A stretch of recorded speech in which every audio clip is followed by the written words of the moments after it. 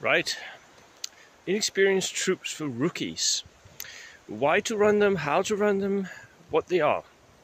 Inexperienced troops. They're most often bought because they're cheap, right? They cost a fraction of what veteran troops do.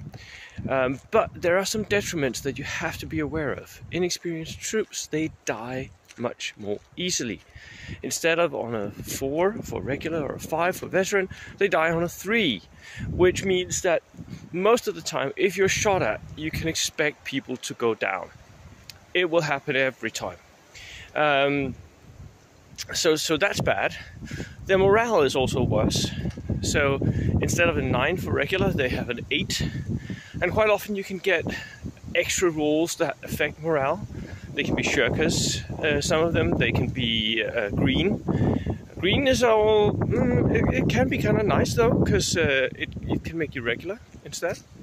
But shirkers is kind of bad, because you have a bad morale already, right? Most of the time you'll only be like making your morale around 50% of the time. And shirkers means that you have to take a test every time you get an order. So that's not good. Furthermore, inexperienced troops are very bad shots. So they get a -1 to hit for everything. So with all these minuses, why do people even buy them? One, again, they are cheap. Cheap troops can be worth it. It can flesh out your order with more dice, and they can still deliver the occasional pin. They can go onto an objective and hold that objective. So that works. They can be inside a transport, keeping that transport alive, even though there are enemies closer. That also works. So yeah, so they have many actual uses, and for competitive play, you'll quite often see loads of inexperienced units being utilized. For Japanese, for instance, the Japanese inexperienced horde, that's a thing. The same is true for the Soviets, who can also do inexperienced horde quite well. They can simply place hundreds of models on the table in a 1,000-point list. That works, and that can really kill the enemy quite well, because when you're fighting close combat with inexperienced troops, you don't get the -1. So many people will use, if you have large units of inexperienced troops, especially if they, as with Japanese, if you have a special rule that makes them extra good in close combat, then they will just charge them into any unit they can encounter. Yes, most likely your inexperienced troops will die and you'll lose the combat, but you will hurt something, and it will be very cheap for you to do so. This is especially true against tanks. If you can charge enemy transports or tanks with inexperienced troops, that's really, really good. Smaller units, regular units of 8-man with a 10-man inexperienced troop, if you go first because you've been charging, you'll kill that unit. So yeah, inexperienced chargers, that's a good thing. Another way that I see them utilized quite often is in very, very small groups. And here they're utilized because you can make them as cheap as possible. This is what is called min-maxing, right? You buy the cheapest possible unit. You give them all the detriments that you can.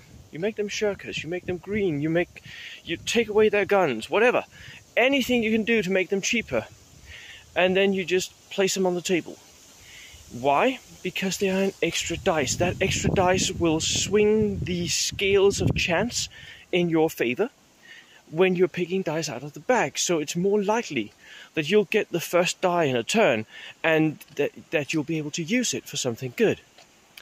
So that also works. What else? Oh yeah, placing them in good transports. If you have good transports, maybe with an MMG, especially if that MMG doesn't require a unit to be transported for it to fire. Then those inexperienced cheap shirkers becomes just a unit that can make that transport go up to the enemy, fire on close range, and not die. That is a brilliant trick. Very ahistorical. Not something you should do to a historical event at all. The final thing that I see quite often is if people run inexperienced units, especially the min-max kind, right, where you have maybe a 5-man unit shirkers, what they'll do if they have objective scenarios is they'll make sure that some of the objectives are placed in the DC, in the deployment zone, of both sides actually. Because what they can do is they can place some of their shirkers on that objective and just have them go down all the time. Down is the most important order for inexperienced troops. It's the one that they'll take most often, and you can't really expect inexperienced troops to go up into close combat and do anything unless they're full strength. And even then, most of the time, they will get shot at, they will get pinned, and they will stop. Yeah. So the benefits were they're very cheap, extra dice, close combat. The detriments, they can't really do anything other than that, what I've been talking about, close combat, right? They won't hit stuff, they won't kill it. So, yeah, that's it. Cheers.